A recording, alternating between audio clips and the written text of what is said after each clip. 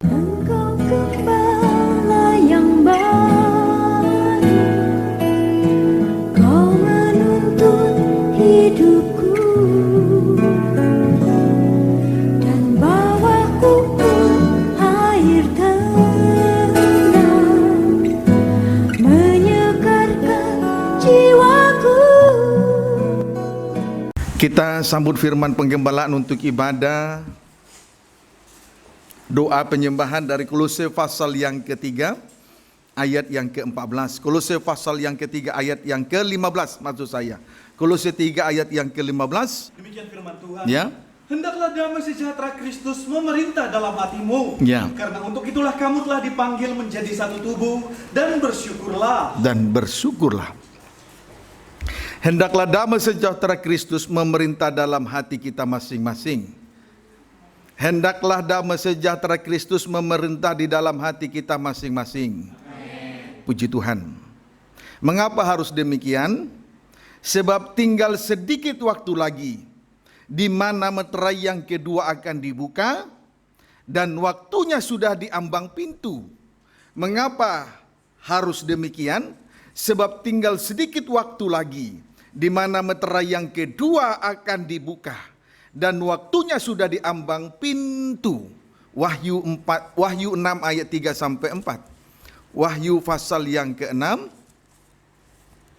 Wahyu pasal yang ke-6 ayat 3 sampai dengan ayat yang ke-4. Silakan. Demikian firman Tuhan. Ya. Keenam meterai pertama dibuka. Ya.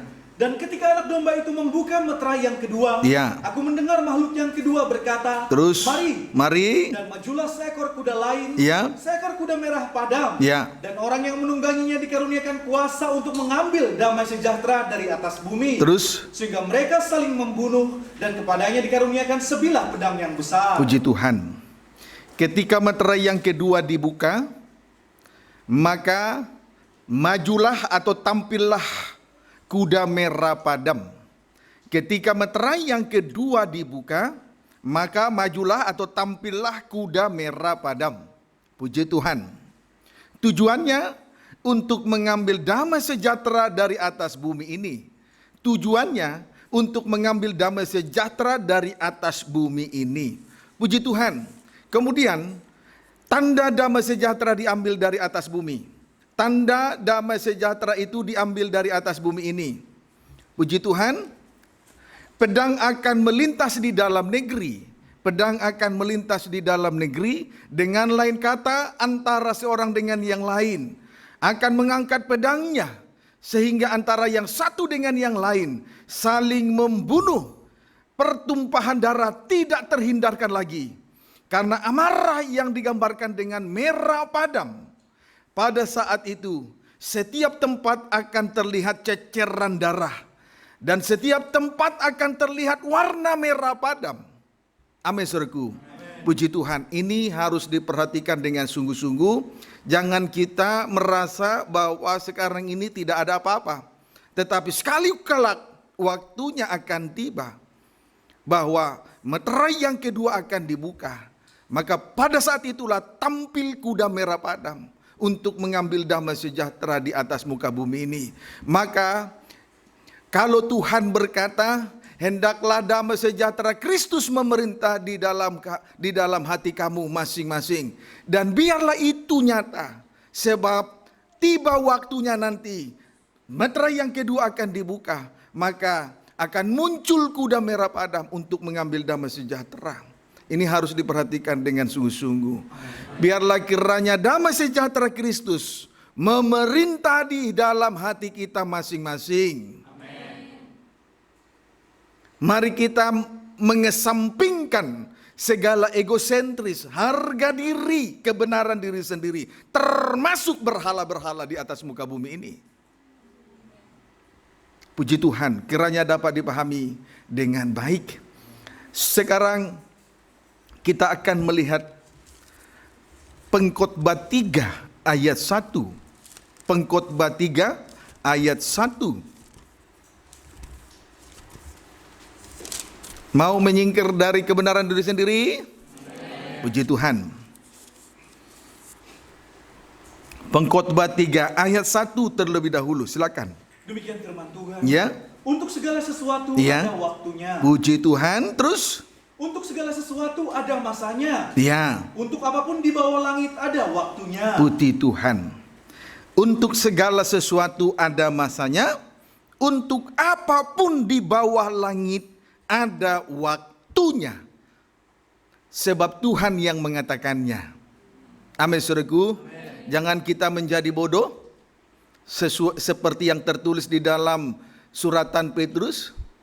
Firman Allah tentang kedatangan Tuhan disampaikan. Tetapi mereka berkata bahwa keadaan dunia sama saja. Sejak nenek moyang kami sudah mati sampai sekarang. Keadaan dunia sama saja. Jangan kita bodoh. Amin, saudaraku. Puji Tuhan. Segala sesuatu ada masanya, ada waktunya. Puji Tuhan. Jadi kita tidak bisa mengatur masa dan waktu yang ada. Tetapi kita dapat strip pertama menunjukkan suatu masa yang baik di hadapan Tuhan. Strip yang kedua, memanfaatkan waktu yang tersisa dengan baik. Amin, saudaraku. Ayat 8 langsung. Ada waktu untuk mengasihi, Ya. ada waktu untuk membenci. Ada waktu untuk mengasihi, ada waktu untuk membenci. Itu akan terjadi nanti. Dan itu sudah kita baca di atas tadi pada dalam Wahyu pasal 6 ayat 3 sampai 4. Meterai yang kedua dibuka, tampil kuda merah padam untuk mengambil damai sejahtera di atas muka bumi ini. Amin. Terus Ada waktu untuk perang, Ya. ada waktu untuk kemudian damai. ada waktu untuk perang, ada waktu untuk damai. Jadi saudara, ada waktu untuk perang, ada waktu untuk damai. Strip pertama, waktu untuk damai, tandanya saling mengasihi. Pasti ada damai. Amin. Puji Tuhan. Coba baca ayat 8. Ada waktu untuk mengasihi, Nah, ada waktu mengasihi, ada waktu untuk ada membenci. waktu membenci. Terus Ada waktu untuk kemudian perang, bagian B, ada waktu perang, ada waktu damai. Jadi ada waktu untuk perang, ada waktu untuk damai. Strip pertama, waktu untuk damai tandanya saling mengasihi. Loh, tidak mau bilang damai Pak Berita. Ada waktu untuk damai. Tandanya saling mengasihi. Saling mengasihi. Saling mengasihi. Puji Tuhan, saya kan sudah bilang di atas tadi, jangan ego. Jangan ego. Saling mengasihi. Amin. Strip yang kedua, waktu untuk perang, tandanya diperbudak oleh kebencian. Diperbudak oleh kebencian yang hebat. Sehingga antara seorang dengan yang lain masing-masing mengangkat pedangnya. Sehingga antara seorang dengan yang lain masing-masing mengangkat pedangnya. Oleh sebab itu, mari kita menunjukkan suatu masa yang baik dan memanfaatkan waktu yang tinggal sedikit ini dengan baik. Puji Tuhan, manfaatkan waktu ini semaksimal mungkin. Kalau layani Tuhan dengan sungguh-sungguh. Kalau kita datang beribadah sungguh-sungguh. Puji Tuhan. Haleluya. Lebih sempurna kita melihat soal saat atau masa dan waktu ini kita bisa temukan dalam Daniel pasal yang kedua. Daniel pasal yang kedua. Puji Tuhan. Haleluya. Puji Tuhan. Haleluya. Puji Tuhan. Daniel 2 ayat 21. Boleh baca dimulai 20 dulu. Tapi penulisan 21 silakan. Demikian firman Tuhan. Iya. Mimpi Nebukadnezar. Iya. Berkatalah Daniel. Iya. Terpujilah nama Allah dari Iya. selama-lamanya sampai selama-lamanya. Dari selama-lamanya sampai selama-lamanya. Dari masa dan waktu terpujilah nama Tuhan. Dari masa dan waktu terpujilah nama Tuhan. Puji Tuhan.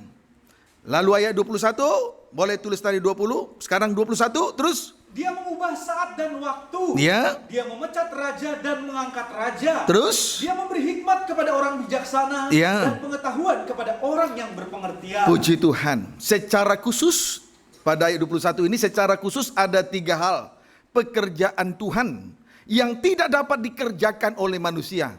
Secara khusus ada 3 hal pekerjaan Tuhan yang tidak dapat dikerjakan oleh manusia. 1, Tuhan mengubah saat dan waktu. Tuhan mengubah saat dan waktu. Hal ini telah diterangkan atau diuraikan di atas tadi ya. Tadi perkara ini telah diuraikan di atas. Puji Tuhan. Sekarang 2. Tuhan yang mengangkat raja dan memecat raja. Tuhan yang mengangkat raja dan memecat raja. Puji Tuhan. Haleluya. Jadi Tuhan yang mengangkat dan juga Tuhan yang menurunkan. Ini berbicara tentang kunci Daud. Ini berbicara tentang kunci Daud. Kunci Daud fungsinya untuk membuka pintu. Kalau Tuhan yang membuka pintu, tidak ada yang dapat menutup. Sebaliknya kalau Tuhan sudah menutup pintu, tidak ada yang dapat membuka pintu. Saudara, kunci Daud itu juga dialami oleh 5 gadis yang bijaksana. Tuhan membuka pintu kepada 5 gadis yang bijaksana. Sesudah pintu terbuka, fungsinya kunci untuk membuka pintu supaya kita bisa berada di dalamnya. Dan kalau sudah berada di dalamnya, bukan untuk keluar lagi. Dan kalau Tuhan sudah menutup pintu, tidak ada yang dapat membuka. Sekalipun 5 gadis yang bodoh itu mengetuk-ngetuk dengan segala daya upaya, tidak ada yang dapat membuka. Tuhan yang menentukan segala sesuatunya. Bukan hanya masa dan waktu, tetapi mengangkat raja dan memecat raja. Puji Tuhan, kiranya dapat dipahami dengan baik. Sebab itu jangan kita bermain-main. Mari kita menunjukkan suatu masa yang baik, suatu masa yang baik di hadapan Tuhan. Memanfaatkan waktu yang tinggal sedikit ini dengan maksimal, dengan baik. Memanfaatkan waktu yang tersisa ini dengan baik. Jangan bermain-main lagi, apalagi dalam dosa kejahatan dan kenajisan. Jangan malas lagi untuk mengerjakan keselamatan. Masing-masing keselamatan harus dikerjakan. Kiranya dapat dipahami dengan baik. Puji Tuhan. Nah, saudara, Tuhan yang mengangkat raja dan memecat raja.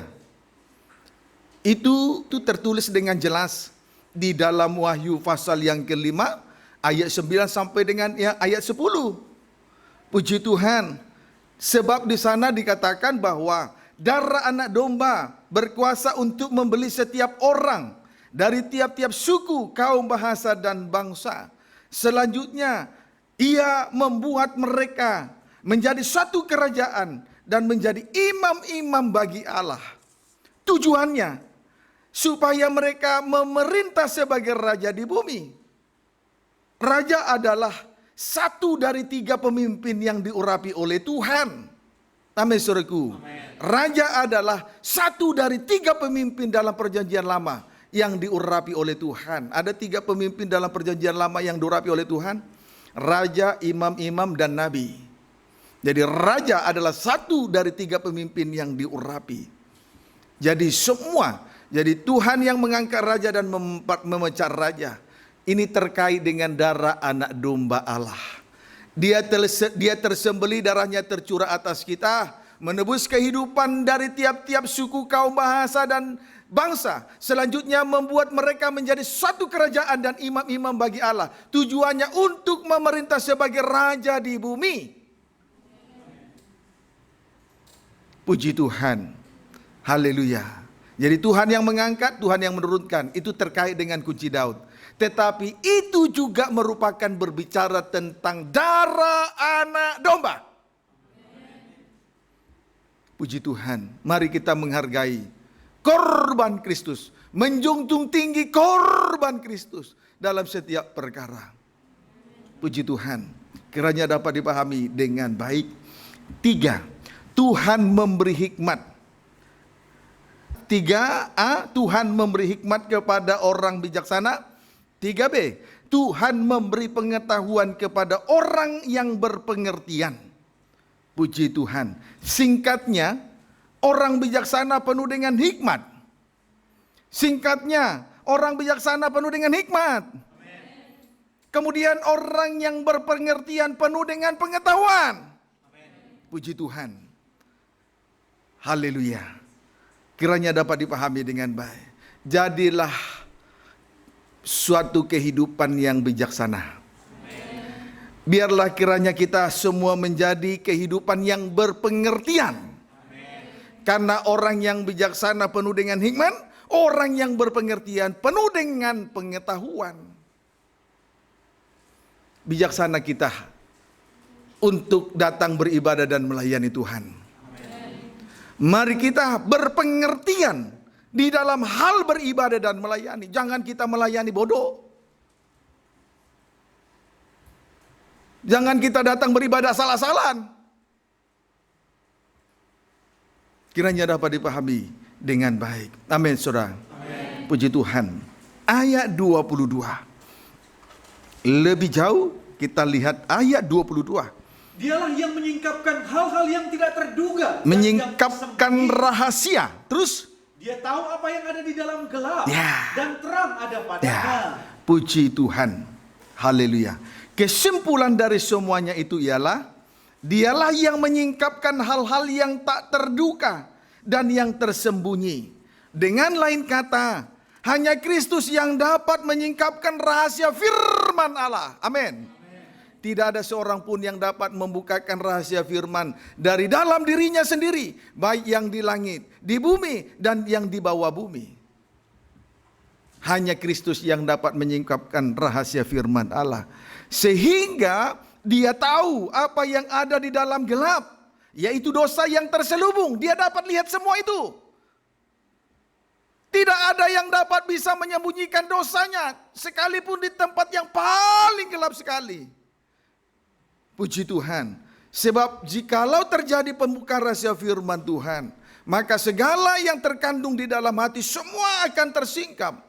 Segala yang terselubung akan tersingkap. Dosa dibongkar dengan tuntas. Sebab dia adalah terang yang ajaib. Dia adalah terang yang ajaib. Kiranya dapat dipahami dengan baik. Saudara, dengan tanda saya sampaikan malam ini, hanya Kristus yang dapat menyingkapkan rahasia firman Allah. Pendeknya, ada dua rahasia terbesar. Satu, rahasia ibadah. 1 Timotius 3 ayat 16. 2, rahasia nikah. Efesus 5 ayat 32. Sekarang kita akan melihat penguraiannya satu persatu. Dimulai dengan tentang rahasia ibadah. Tentang rahasia ibadah. 1 Timotius 3 ayat 16. 1 Timotius 3 ayat 16. Silakan. Demikian firman Tuhan. Ya. Jemaat Allah dasar dan penopang kebenaran. Ya. Dan sesungguhnya agunglah rahasia ibadah kita. Agunglah rahasia ibadah kita. Dan sesungguhnya agunglah rahasia ibadah kita ini. Amin, saudaraku. Amin. Mengapa demikian? Terus? Dia yang telah menyatakan dirinya dalam rupa manusia, Ya. dibenarkan dalam roh. Ya, menyatakan diri Yesus adalah Allah, turun ke dunia menjadi manusia. Kemudian dia rela mati di atas kayu salib. Terus? Yang menampakkan dirinya kepada malaikat-malaikat. Hari ketiga dia bangkit dan menampakkan diri kepada para hamba-hamba Tuhan. 12 rasul. Terus? Diberitakan di antara bangsa-bangsa yang tidak mengenal Allah. Kematian dan kebangkitan Yesus harus disampaikan. Kalau kematiannya benar, pasti kebangkitannya benar. Amin. Biarlah kita datang dalam melayani Tuhan dalam kesucian, dalam kebenaran, tidak dusta, jujur. Kita datang beribadah melayani dalam tapisan yang benar dan suci. Terus? Yang dipercayai di dalam dunia, Ya. diangkat dalam kemuliaan. Puji Tuhan. Haleluya. Mengapa? Tadi sesungguhnya agunglah rahasia ibadah kita. Mengapa rahasia ibadah ini begitu agung? Sebab lewat ibadah ini kita boleh mengenal pengalaman Yesus di dalam tanda kematian dan di dalam tanda kebangkitannya. Sampai akhirnya dia sampai akhirnya dipermuliakan. Sampai akhirnya dipermuliakan. Oleh sebab itu, lewat ibadah ini, pengalaman kematian, kebangkitan, dan kemuliaannya kiranya mewarnai perjalanan hidup rohani kita. Kiranya mewarnai perjalanan hidup rohani kita. Puji Tuhan, yang baik-baik diaminkan. Puji Tuhan, segala sesuatu ada waktunya. Lepaskan egosentris. Harus saling mengasihi supaya ada damai. Amin, saudara. Puji Tuhan. Tidak ada artinya saling menonjolkan diri, tidak ada. Justru membuat kacau nanti ibadah ini. Kiranya dapat dipahami dengan baik. Kiranya mewarnai perjalanan hidup rohani kita masing-masing. Siapapun kita yang ada malam ini, laki-laki, perempuan, tua, muda. Jadi benar sekali bahwa agunglah rahasia ibadah kita ini. Amin. Jadi benar sekali bahwa agunglah rahasia ibadah kita ini. Sebab tanpa ibadah, strip pertama, kita tidak akan pernah mengenal pengalaman Yesus dalam tanda kematian yang benar. Strip yang kedua, kita tidak mengenal kebangkitan Yesus kebangkitan yang benar. Strip yang ketiga, kita tidak pernah mengenal kemuliaannya. Kiranya dapat dipahami dengan baik. Justru lewat ibadah ini kita boleh mengenal pengalaman Yesus dalam tanda kematian, kebangkitan, dan dia dipermuliakan. Kalau kita di luar ibadah, kita tidak akan pernah mengenal pengalaman Yesus dalam tanda kematian, kebangkitan, dan kemuliaannya. Dan biarlah pengalaman Yesus mewarnai perjalanan hidup rohani kita, supaya kita juga kelak dipermuliakan bersama-sama dengan Dia. Puji Tuhan. Jadi sekali lagi, kalau kita satu di dalam kematian yang benar, maka kedudukan kita juga akan berada. Maka kedudukan kita juga akan berada dalam suasana kebangkitan yang benar, tidak palsu. Kalau kematiannya benar, maka kita berada dalam suasana kebangkitan yang benar, tidak palsu. Kiranya dapat dipahami dengan baik.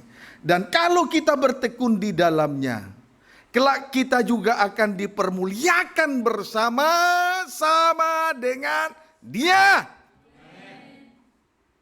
Biar kita bertekun di dalamnya, supaya kita juga turut dipermuliakan bersama-sama dengan Dia. Dan yang menjadi saksi dari semua itu ialah Roh Allah. Oleh sebab itu, kalau kita beribadah dan melayani Tuhan, kita ini melakukan semua ibadah dan pelayanan kita kepada Tuhan. Bukan untuk dilihat manusia, bukan untuk mencari puji-pujian dan hormat dari manusia. Itu merupakan perbuatan sia-sia.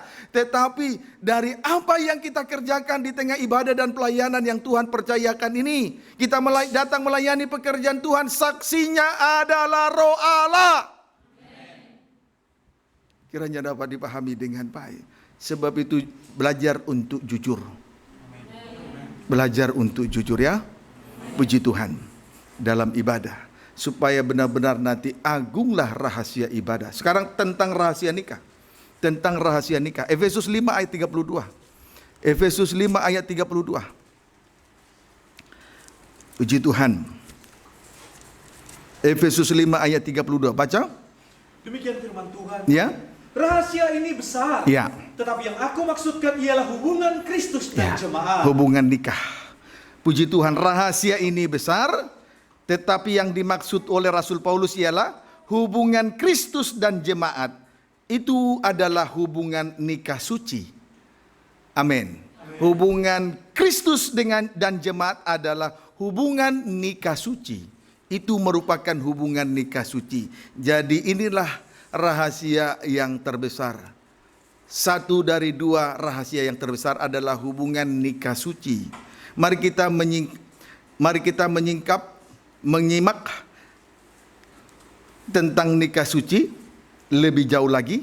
Kita simak tentang nikah suci lebih jauh lagi di dalam 1 Korintus pasal yang ke-7. 1 Korintus pasal yang ke-7, kiranya doa saya kita semua diberkati. Amin. Puji Tuhan soal nikah suci ini. 1 Korintus 7 ayat 1, saudara langsung saja tulis. 1 Korintus 7 ayat 1 sampai dengan ayat 15, seluruhnya adalah berbicara tentang nikah. Ya, berbicara tentang nikah yang suci atau hubungan antara tubuh dan kepala, atau hubungan antara suami dan istri, sama dengan hubungan sidang jemaat dan Kristus. Itu ayat 1 sampai dengan ayat 15. Seluruhnya berbicara tentang nikah suci, hubungan antara tubuh dan kepala, hubungan antara sidang jemaat dengan Kristus, hubungan antara suami dan istri. Seluruhnya itu inti dari ayat 1 sampai dengan ayat 15. Amin. Puji Tuhan. Namun dalam nikah suci ini kita harus melihat lebih jauh lagi seperti apa bentuk nikah suci. Bacalah ayat 1 sampai dengan ayat 5. Mari kita baca ayat 1 sampai dengan ayat 5. Demikian firman Tuhan. Ya. Tentang perkawinan. Ya, tentang nikah suci. Terus? Dan sekarang tentang hal-hal yang kamu tuliskan kepadaku. Ya. Adalah baik bagi laki-laki. Iya. Kalau ia tidak kawin. Baiklah, baik bagi laki-laki kalau ia tidak kawin. Ya baik juga. Tapi ada tapinya. Ayat 2. Tetapi mengingat bahaya percabulan. Mengingat percabulan, dosa kenajisan, nafsu rendah. Terus? Baiklah setiap laki-laki mempunyai istrinya sendiri. Diwajibkan untuk menikah, memiliki istri, nikah suci. Terus? Dan setiap perempuan mempunyai suami. Sebaliknya perempuan mempunyai suami. Puji Tuhan, itu nikah suci. Ayat 3. Hendaklah suami memenuhi kewajibannya Iya. terhadap istrinya. Terus? Demikian pula istri terhadap suaminya. Ya, terus? Istri tidak berkuasa atas tubuhnya sendiri. Iya, terus? Tetapi suaminya. Demikian pula suami tidak berkuasa atas tubuhnya sendiri. Terus? Tetapi istrinya. Iya, itu harus diketahui di dalam nikah suci, kesatuan nikah suci ayat 5. Janganlah kamu saling menjauhi. Iya, terus? Kecuali dengan persetujuan bersama Ya. untuk sementara waktu. Terus? Supaya kamu mendapat kesempatan untuk berdoa. Iya. Sesudah itu hendaklah kamu kembali hidup bersama-sama. Terus? Supaya iblis jangan menggodai kamu karena kamu tidak tahan bertara. Tidak tahan bertara. Puji Tuhan. Perhatikan baik-baik. Berbicara tentang perkawinan yang suci atau nikah yang suci, di sini ayat 1 sampai dengan ayat 5 berbicara tentang perkawinan yang suci. Dalam nikah suci itu terlihat dengan jelas dua hal.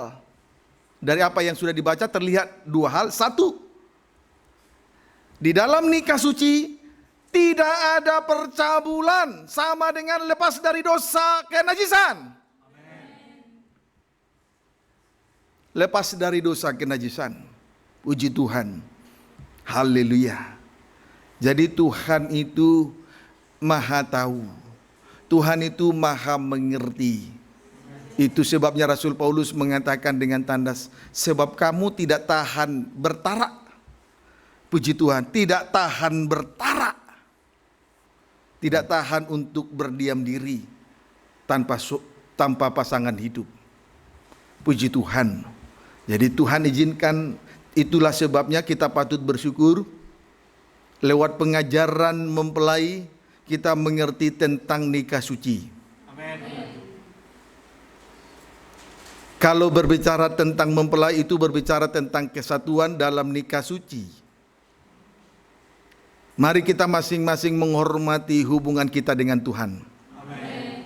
Supaya tetap terjaga nikah suci dengan Tuhan. Puji Tuhan. Haleluya. 2. Antara suami dan istri saling memperhatikan kebutuhan masing-masing. Berarti di sini tidak boleh ada harus terlepas dari roh egosentris. Tidak boleh ada kepentingan diri sendiri. Kiranya dapat dipahami dengan baik. Puji Tuhan. Haleluya. Amin. Puji Tuhan. Itu berbicara tentang nikah suci. Di dalamnya tidak ada percabulan atau roh kenajisan. Di dalamnya tidak ada kepentingan diri sendiri, tetapi saling memenuhi kebutuhan masing-masing. Saling, tidak boleh ada kepentingan diri lagi. Amin, saudara. Puji Tuhan. Selanjutnya pada ayat 6 sampai dengan ayat 14, di situ terlihat dengan jelas, oleh karena nikah yang suci, istri pertama, suami yang tidak beriman dikuduskan oleh istrinya. Sebaliknya strip yang kedua, istri yang tidak beriman dikuduskan oleh suaminya.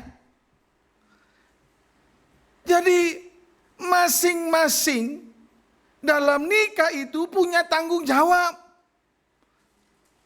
untuk menguduskan pasangan masing-masing. Manakala pasangannya tidak beriman, maka istri yang menguduskan suami yang tidak beriman. Sebaliknya, suami yang menguduskan istri yang tidak beriman.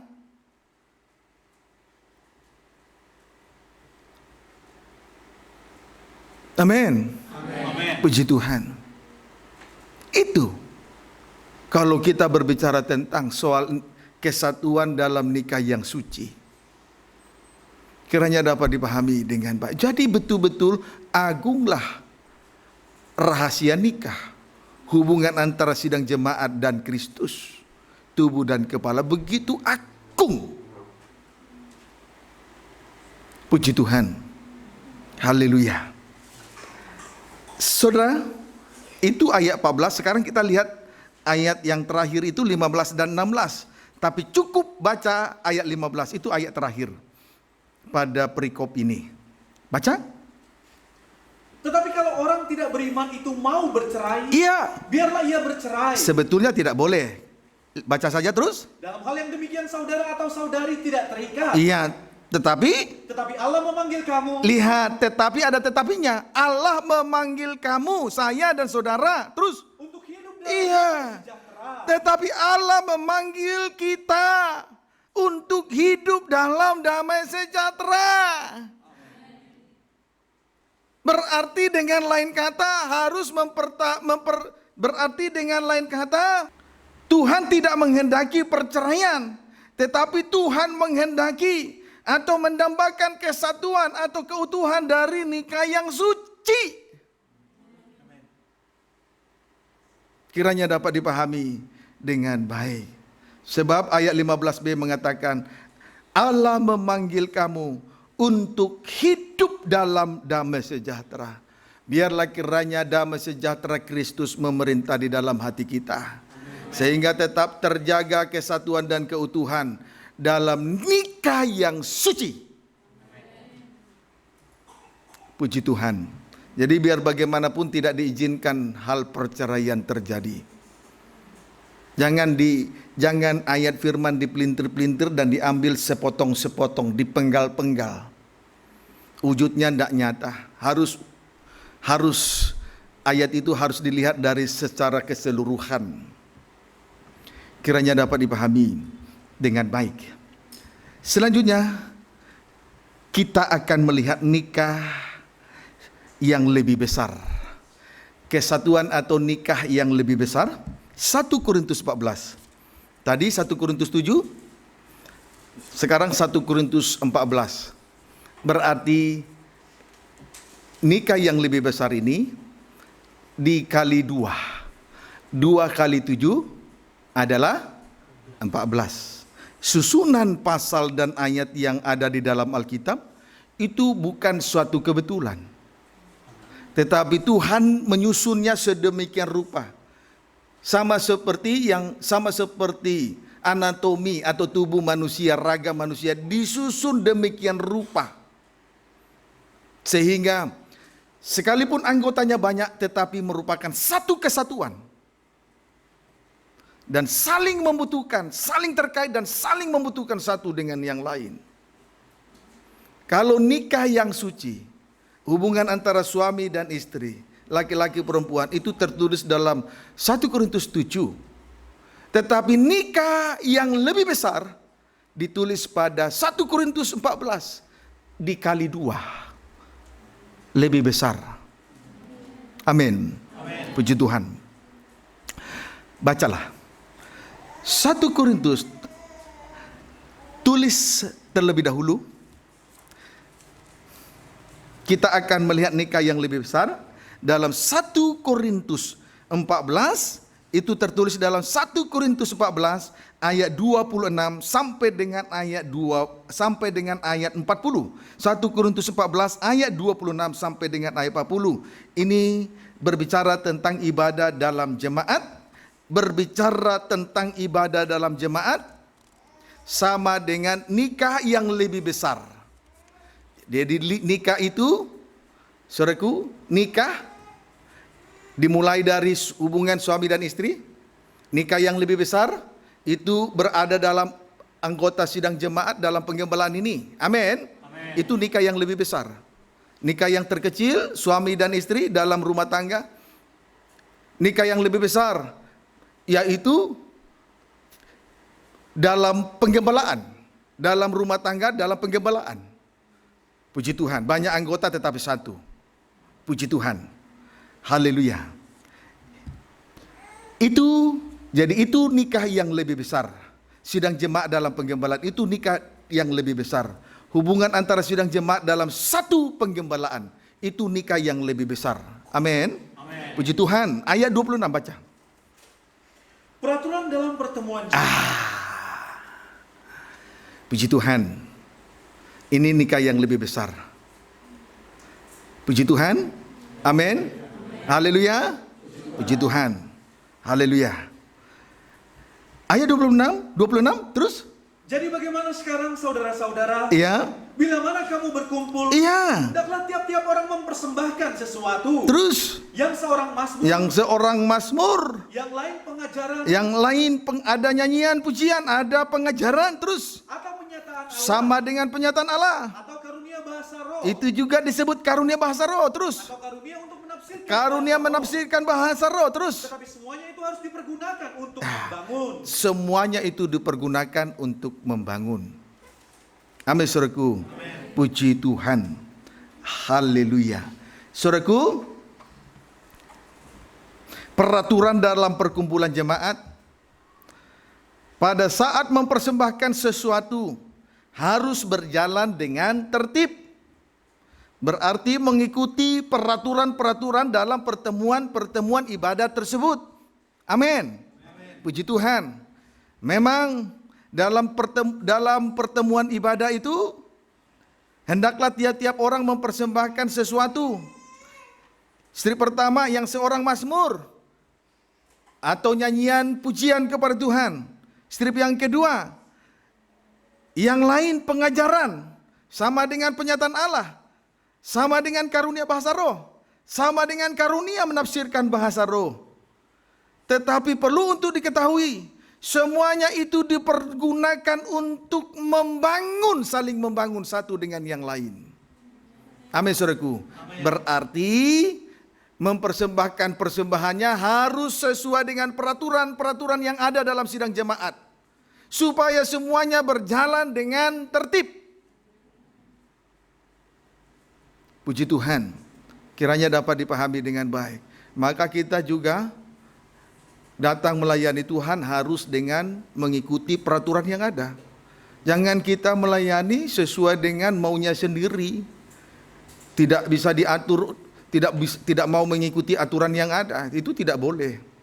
Apapun yang kita persembahkan, kita datang membawa korban dan persembahan, semuanya harus berjalan dengan teratur, mengikuti peraturan yang ada, supaya semuanya berjalan dengan tertib. Amin.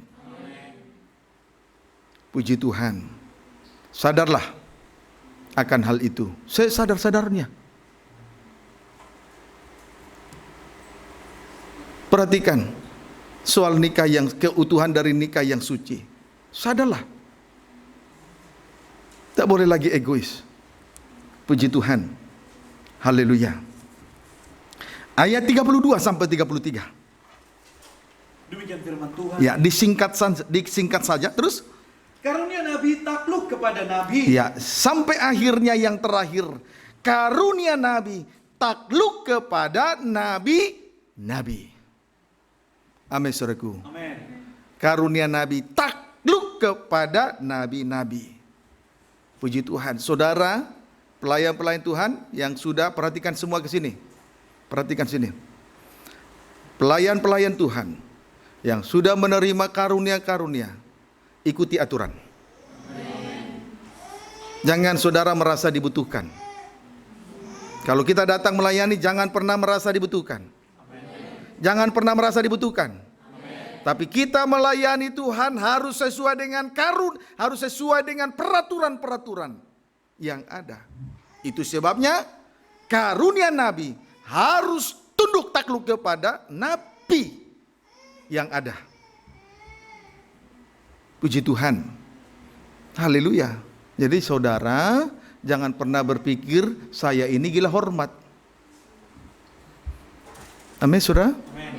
Puji Tuhan. Supaya semua teratur. Tujuannya ialah, baca terus. Sebab Allah tidak menghendaki kekacauan, Iya. tetapi damai sejahtera. Sebab Allah tidak menghendaki kekacauan, tetapi damai sejahtera. Oleh sebab itu biarlah damai sejahtera Kristus memerintah dalam hati kita. Dimulai dengan memperhatikan nikah yang terkecil, suami istri. Semakin besar nikah yang lebih besar, itulah dalam penggembalaan. Ibadah pelayanan sidang jemaat dalam satu penggembalaan harus memperhatikan keutuhan dalam nikah yang suci. Maka kita semua harus mengikuti peraturan-peraturan yang ada. Sampai yang terakhir, karunia-karunia nabi, takluk kepada nabi. Harus takluk. Amin, saudara. Amin. Harus takluk. Ikuti aturan yang ada. Kiranya dapat dipahami dengan baik. Amin, saudaraku. Sebagai persamaannya, ayat 34. Sama seperti dalam semua jemaat orang-orang kudus. Iya, terus. Perempuan-perempuan harus berdiam diri dalam pertemuan-pertemuan jemaat. Tetap pertemuan-pertemuan dalam ibadah, sidang jemaat dalam pertemuan-pertemuan ibadah tetap dikaitkan dalam nikah. Yaitu terus. Sebab mereka tidak diperbolehkan untuk berbicara. Ulangi dulu, perempuan. Sebab diulangi, perempuan-perempuan harus berdiam diri dalam pertemuan-pertemuan jemaat. Iya, terus. Sebab mereka tidak diperbolehkan untuk berbicara. Terus. Mereka harus menundukkan diri. Iya. Seperti yang dikatakan Iya. juga oleh hukum Taurat. Jadi sidang jemaat pun dalam setiap pertemuan-pertemuan ibadah harus mengikuti peraturan. Gambarannya adalah sama seperti perempuan-perempuan dalam ibadah harus berdiam diri. Itu merupakan tanda ketundukannya kepada Kristus yang adalah kepala dan suami. Itu hubungan suami istri. Itu adalah hubungan nikah suci yang utuh. Kiranya dapat dipahami dengan baik. Amin, saudaraku. Amin. Haleluya. Puji Tuhan. Jadi sudah sangat jelas sekali bahwa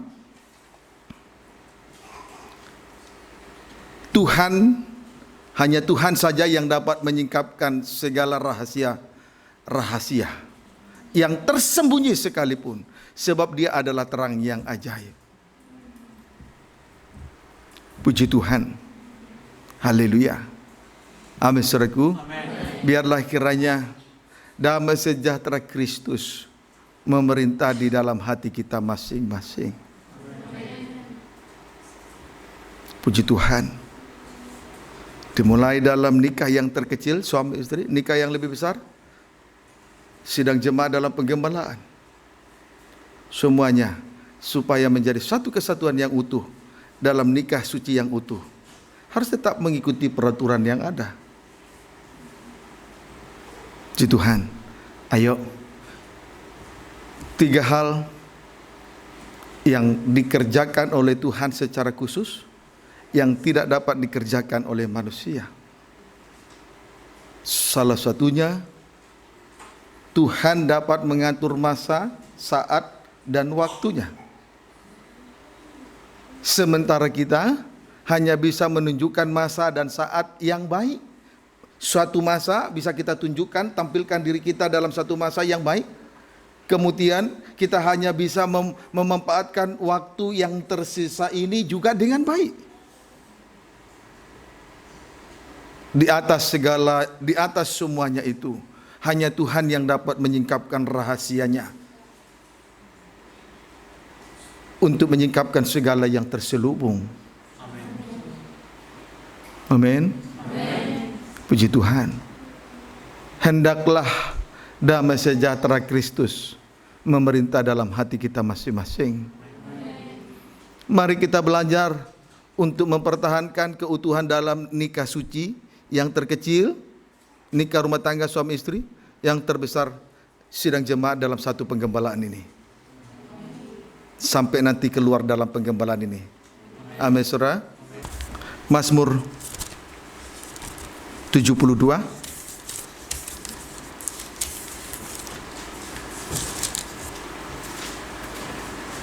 ayat 3. Boleh baca ayat 1? Demikian firman Tuhan. Ya. Doa harapan untuk Ya. raja. Doa harapan untuk raja. Terus? Dari Salomo. Ya, dari Salomo. Terus? Ya Allah, berikanlah hukum-Mu kepada raja. Ya. Dan keadilan-Mu kepada putra raja. Puji Tuhan. Terus? Kiranya ia mengadili umat-Mu dengan keadilan. Ya. Dan orang-orang-Mu yang tertindas dengan hukum. Ayat 3. Terus? Kiranya gunung-gunung membawa damai sejahtera bagi bangsa. Iya, hai gunung-gunung, bawa damai sejahtera bagi bangsa-bangsa. Dimulai dalam nikah, rumah nikah yang terkecil, suami istri, membesar dalam penggembalaan, sehingga kita semua menjadi gunung-gunung yang membawa damai sejahtera bagi bangsa-bangsa. Terus? Dan bukit-bukit membawa kebenaran. Dan bukit-bukit membawa kebenaran. Puji Tuhan. Haleluya. Saudara, Gunung Sion tegak berdiri di hulu gunung-gunung, mengatasi segala gunung-gunung. Amin, saudaraku. Dan mengatasi segala bukit-bukit yang tinggi. Puji Tuhan. Biarlah kiranya kita semua digambarkan sebagai gunung-gunung Tuhan yang membawa damai sejahtera, dan bukit damai sejahtera yang membawa gunung-gunung yang membawa damai sejahtera bagi bangsa-bangsa, dan bukit-bukit yang membawa kebenaran kepada bangsa-bangsa. Dimulai dengan nikah yang terkecil, suami dan istri, membesar nikah dalam hubungan antara sidang jemaat, sampai kita betul-betul menjadi Gunung Sion yang membawa damai sejahtera, dan menjadi Yerusalem yang memberi contoh teladan membawa kebenaran. Tuhan Yesus memberkati kita semua.